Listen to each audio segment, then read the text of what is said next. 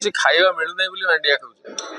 ଏମିତିଆ ପରିସ୍ଥିତି ବର୍ତ୍ତମାନ ଓଡ଼ିଶାରେ ନୁହେଁ ସମଗ୍ର ଭାରତ ବର୍ଷରେ ସେ ପରିସ୍ଥିତି ହେଇଛି। ପୃଥିବୀ ସର୍ବବ୍ୟାପୀ ଏକଥା। ଯିଏ ମାଣ୍ଡିଆ ଖାଉନି ମିଲେଟ୍ ଖାଉନାହିଁ ସିଏ ଲୋକଟି ଧଇଁଆ ହିସାବରେ ପରିଗଣିତ ହେଉଛି। ଆପଣ ଦେଖୁଥିବେ 5 ଷ୍ଟାର ହୋଟେଲର ମେନୁରେ ମଧ୍ୟ ବର୍ତ୍ତମାନ ମାଣ୍ଡିଆ। ମିଲେଟ୍ର କନସେପ୍ଟ ଏତେ ଜୋରରେ ଲୋକଙ୍କ ଭିତରେ ପଶିଛି, ସେହି ସମୟରେ ସେଇ ଖାଦ୍ୟକୁ ନେଇକି ମିଲେଟ୍ର ଅନ୍ୟାନ୍ୟ ଗୁଣ ତାକୁ ନେଇକି ଲୋକଙ୍କ ସାମ୍ନାରେ ସିନେମା ମାଧ୍ୟମରେ ବ୍ୟବସାୟିକ ସିନେମା ମାଧ୍ୟମରେ ଥୋଇବାର ପ୍ରୟାସ କରିଥିବାରୁ ପ୍ରଯୋଜକ ଜ୍ୟୋତି ଏବଂ ନିର୍ଦ୍ଦେଶକ ରାଜାଙ୍କୁ ମୁଁ ଧନ୍ୟବାଦ ଜଣାଇବି। ଇଏ ହେଲା ଗୋଟେ କଥା। ଦ୍ୱିତୀୟ କଥା ହେଉଛି ଚମତ୍କାର ଢଙ୍ଗରେ ସିନେମାଟି ହେଇଛି ଏବଂ ଉପଭୋଗ୍ୟ ସିନେମା। ଆପଣ ଭାବିଦେବେନି ଯେ ମିଲେଟ୍ କଥା କହିଛନ୍ତି ମାନେ ମିଲେଟ୍ ଡାଏରୀ ଇଏ ଗୋଟେ ପ୍ରାମାଣିକ ଚଳଚ୍ଚିତ୍ର ହେଇଥିବ। ଇଏ ଗୋଟେ ସମ୍ପୂର୍ଣ୍ଣ ଭାବରେ କମର୍ସିଆଲ ବ୍ୟବସାୟିକ ଚଳଚ୍ଚିତ୍ର।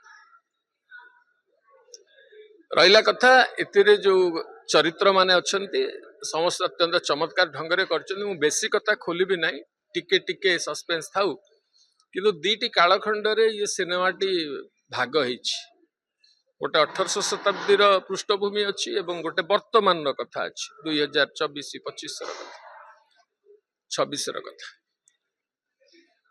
ସେଇ ଯୋଉ କାଳଖଣ୍ଡରେ ଆମେ ମାନେ ଅଛୁ, ମୁଁ ମୋ ଭାଇ ସିଦ୍ଧାନ୍ତ ଅଛି ଏବଂ ଅନ୍ୟମାନେ ଯେଉଁମାନେ ଅଛନ୍ତି ଏବଂ ତା ଦେହରେ ମଧ୍ୟ ଏଥିରେ ପୁନର୍ଜନ୍ମ ପରଜନ୍ମର କଥା ଅଛି ଏବଂ ଚମତ୍କାର ଢଙ୍ଗରେ ଏଇ ସିନେମାଟିକି ଥୋଇଛନ୍ତି। ଏବଂ ବେଳେବେଳେ କ'ଣ ହୁଏ କି ବିଭିନ୍ନ ପ୍ରକାରର ଫୁଲ ଆମେ ଆଣୁ, ଛୁଞ୍ଚି ଆଣୁ, ସୂତା ଆଣୁ, ଗୁନ୍ଥିଲା ବେଳକୁ ଭୁଲଭାଲ ହେଇଯାଏ।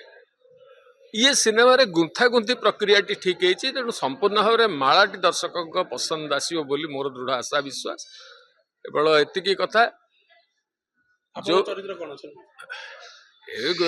ବହୁତ ଦିନ ପରେ ଗୋଟେ ଖଳନାୟକ ଚରିତ୍ର, ବହୁତ କଥା କହିନାହିଁ, ଆଖିରେ ବହୁତ କଥା କହିବାର ପ୍ରଚେଷ୍ଟା କରିଛି ଏବଂ ଭାବୁଛି ଇଏ ଚାହାଣୀର କାହାଣୀ ଦର୍ଶକଙ୍କ ଛାତିକି ଛୁଇଁବ ନିଶ୍ଚିତ ଭାବରେ। ବହୁତ ଦିନ ପରେ ଦର୍ଶକ ସୁଯୋଗ ପାଇବେ ପୁଣି ଗାଳି ଦେବାର। ଯେମିତି ରହିବି ତୋରି ପାଇଁ ଧର୍ମର ହେବ ଜୟ, ସେମିତି ଗୋଟେ କ୍ୟାରେକ୍ଟର ନେଇ ଆସୁଛନ୍ତି କି? ପାଖାପାଖି ସେଇ ଚରିତ୍ର ନହେଲେ ବି ଇଏ ସାଇଲେଣ୍ଟଲି ଅପରେଟ୍ କରୁଥିବା ଚରିତ୍ରଟା। ସେଥିରେ ତ ଏଇ ଯୋଉ ସିନେମା ଗୁଡ଼ାକରେ ମୁଁ ପ୍ରାୟତଃ ଖଳନାୟକ ଭୂମିକାରେ ଅଛି।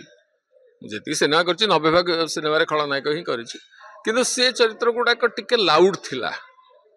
ଇଏ ଚରିତ୍ର ଅତ୍ୟନ୍ତ ଭାବରେ ବିଲୋ ଦ ବେଲ୍ଟ ଚରିତ୍ର, ଜଣା ପଡ଼ିବ ନାହିଁ ଏବଂ କ୍ଷତି କରି ଚାଲିଥିବ ଏଇଭଳିଆ ଚରିତ୍ରଟେ କରିଛି ଏବଂ ଭାରି ଚମତ୍କାର ଢଙ୍ଗରେ ତାକୁ ଆମ ଡାଇରେକ୍ଟର, ମୁଁ ଏବେ ତ ଭାରି ଖୁସି ଯୋଉ ଯୁବପିଢ଼ି ଆସିଛନ୍ତି ଏମାନେ ଓଡ଼ିଆ କଥା କାହାଣୀକୁ ନେଇକିରି ଖଞ୍ଜିବାର ପ୍ରୟାସ କରୁଛନ୍ତି, ଦର୍ଶକଙ୍କୁ ଛୁଇଁବାର ପ୍ରୟାସ କରୁଛନ୍ତି। ବିଗତ ଏଇ ବିଶେଷ କରି 2-3 ବର୍ଷ ହେଲାଣି ଆଉ ଯୋଉ କପି ପେଷ୍ଟର ଆରୋପ ଅଭିଯୋଗ ଆମ ଉପରେ ଉଠୁଥିଲା, ଦର୍ଶକ ଆଉ ସେ ଅଭିଯୋଗ କରୁନାହାନ୍ତି। ସିନେମା କିଛି ସିନେମା ଭଲ ଚାଲିବ, କିଛି ସିନେମା ସେତେ ଭଲ ଚାଲିବନି, କିନ୍ତୁ ତା ଭିତରେ ବି ଆଉ କେହି କହୁନାହାନ୍ତି ଯେ ଏମାନେ ଯାଇକିରି ଦକ୍ଷିଣ ଭାରତୀୟ ହିନ୍ଦୀ ବଙ୍ଗଦେଶର ସିନେମାକୁ ଉତାରି ପକେଇ କରିଦେଉଛନ୍ତି। ଆଉ ସେ ଅଭିଯୋଗ ଆମ ମୁଣ୍ଡ ଉପରୁ ଉଠିଲା।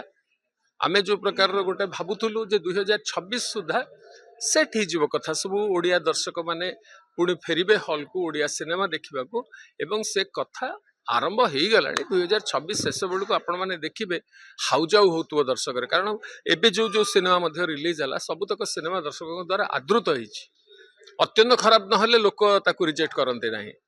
ଆମ ଓଡ଼ିଆ ଦର୍ଶକ ଦି ହାତରେ କୋଳାନ୍ତି ଏବଂ ଇଏ ସୁଯୋଗ ନିଶ୍ଚିତ ଭାବରେ ଅଛି। ଆମେ ଆଶା କରିବୁ ଦର୍ଶକ ଏହାକୁ କାଖେଇବେ, କୋଳେଇବେ, ମୁଣ୍ଡେଇବେ, କୁଣ୍ଡେଇବେ।